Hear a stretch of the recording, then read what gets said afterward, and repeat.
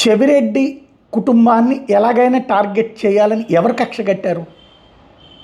చంద్రబాబు గారా, లోకేష్ గారా, లేకపోతే పులివర్తి నానినా? ఎవరు తెలీదు. అనేకంటే వైఎస్ఆర్ కాంగ్రెస్ పార్టీని నాశనం చేయాలంటే వైఎస్ఆర్ కాంగ్రెస్ పార్టీకి ఫిల్లర్లుగా ఉన్నటువంటి వాళ్ళని దెబ్బగొట్టాలి. అందులో భాగంగా వ్యక్తిగత గొడవలు కాదు ఇక్కడ.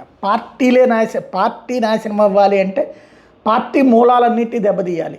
అందుకుగాను ఉమ్మడి చిత్తూరు జిల్లాలో బలమైనటువంటి వైఎస్ఆర్ కాంగ్రెస్ పార్టీ నాయకుడిగా ఉన్నటువంటి చెవిరెడ్డి భాస్కర్ రెడ్డిని దెబ్బగొట్టాలన్నట్టు. అక్కడ పెద్దిరెడ్డి, కరుణాకర్ రెడ్డి, చెవిరెడ్డి ఈ ముగ్గురిని కొట్టేస్తే వైఎస్ఆర్ కాంగ్రెస్ పార్టీ ఉండదు. దాన్ని దెబ్బ కొట్టడంలో భాగంగా పెద్దిరెడ్డి వాళ్ళ అబ్బాయి మీదన కేసులు లేదా వార్తలు విపరీతమైనటువంటి అటాక్ జరిగింది. కరుణాకర్ రెడ్డి వాళ్ళ మీదనే జరిగింది. అదే సందర్భంలో చెవిరెడ్డి మోహిత్ రెడ్డిని ఆ మధ్యన వాస్తవంగా తన మీద దాడి జరిగింది, ఆ విషయంలో కేసు లేదు,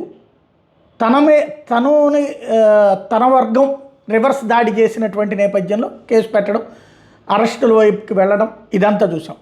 అందులో చెవిరెడ్డిని అయితే ఒకప్పుడు అరెస్ట్ చేసి తీవ్రంగా కొట్టినటువంటి ఈవెన్ మోహిత్ రెడ్డిది అరెస్ట్ చేసి తీసుకురావడం ఇదంతా చూసాం. ఇప్పుడు చెవిరెడ్డిని మరొకసారి అరెస్ట్ చేయడానికి రంగం సిద్ధమైంది.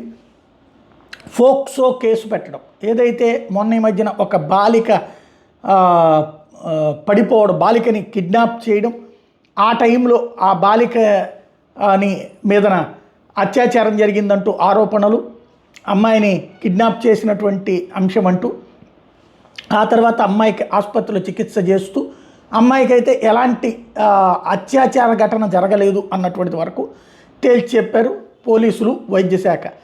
అయితే ఆ కుటుంబాన్ని పరామర్శించేటటువంటి సందర్భంలో అమ్మాయి మైనర్ కాబట్టి ఆ అమ్మాయి విషయంలో తప్పుడు సమాచారం ఇచ్చారు, తప్పుడు ప్రచారం చేశారు అంటూ చెవిరెడ్డి మీదన ఫోక్సో కేసు పెట్టారు. చెవిరెడ్డితో పాటుగా మరికొంతమంది మీదన, ఈవెన్ రోజా, గురుమూర్తి వీళ్ళందరి మీద కూడా ఫోక్సో కేసు పెట్టడానికి సిద్ధపడ్డారు. ఇందులో అసలు లాజిక్ ఏంటంటే ఆ అమ్మాయి తండ్రి YSR Congress party strong sympathiser.